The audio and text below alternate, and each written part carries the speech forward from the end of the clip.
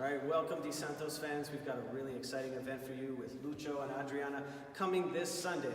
Click on the event and you're going to see all the details down below. Now, this is one of my favorite subjects. I love the history of salsa, where it all came from, what it's all about. Lucho here is going to talk about what we're going to do this Sunday from noon to 2 o'clock. And tell us a little bit about it. Sure. This is a workshop that is going to be 2 hours, half study and half dancing.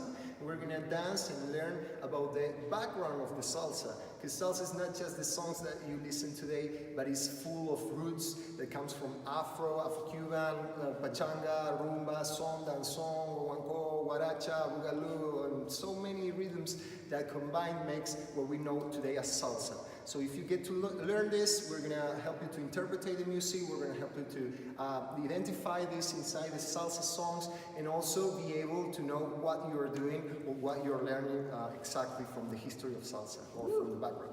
I'm so excited. I'm going to bring my pen and notepad and write it all down. I hope you will too. So let's see you Sunday. Click below.